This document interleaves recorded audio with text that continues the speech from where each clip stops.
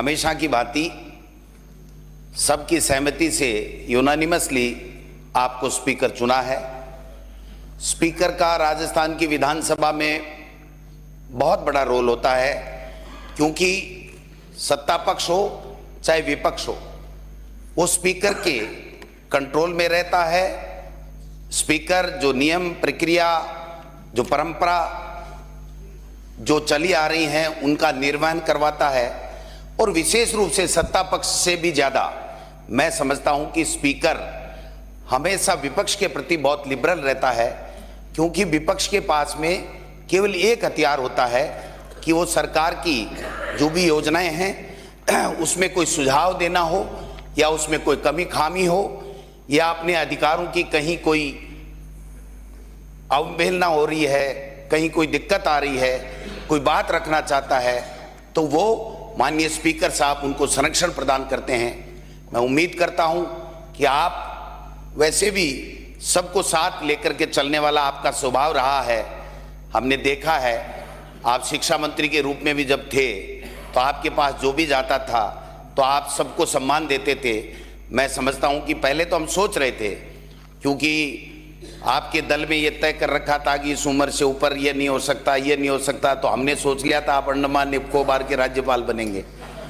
लेकिन हमारा सौभाग्य है कि आप यहाँ विधानसभा में भी आए और आप राजस्थान के स्पीकर विधानसभा के बने।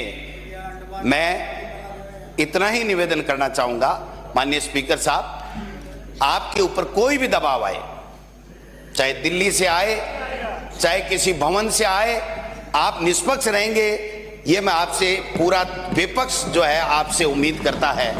और आप, क्योंकि अब तो उस संन्यास आश्रम की तरफ आप बढ़ रहे हैं, तो मैं समझता हूं कि जब संन्यास आश्रम की तरफ व्यक्ति बढ़ता है तो न तेरा न मेरा, सबको, पूरे जगत को, पूरे पक्ष और विपक्ष को मान करके आप जो है वो इसकी और ज़्यादा गौरवान्वित इस राजस्थान की विधानसभा की नियम और प्रक्रिया और परंपराओं को करेंगे। हाँ, ये बात जरूर है, हमें भी थोड़ी खली कि आपका जो मुहूर्त था उसको माननीय मुख्यमंत्री जी के दिल्ली के आने में देर होने की वजह से ये जो थोड़ा सा टूटा है, परंपराएं थोड़ी सी टूटी हैं, ये आगे नहीं टूटे। महामहिम राज्यपाल ही विधानसभा का प्रथम सत्र बुलाता है, वो खुद यहाँ पर अभिभाषण देता है। इस परंपरा को भी इसकी बार तोड़ा गया है, हमें ऐतराज है। लेकिन मैं समझता हूँ कि आगे से कम ये जो परंपराएं आज या कल जितनी भी टूटी हैं ये नहीं टूटे, और ये सदन सार्थक चर्चा के साथ में राजस्थान की जनता के मुद्दों पे चर्चा हो, और जो मंथन हो उसमें से अमृत निकले, और राजस्थान की जनता की हम किस प्रकार से सेवा कर सके, पक्ष और विपक्ष मिल करके, ये हम लोग भी प्रयास करेंगे।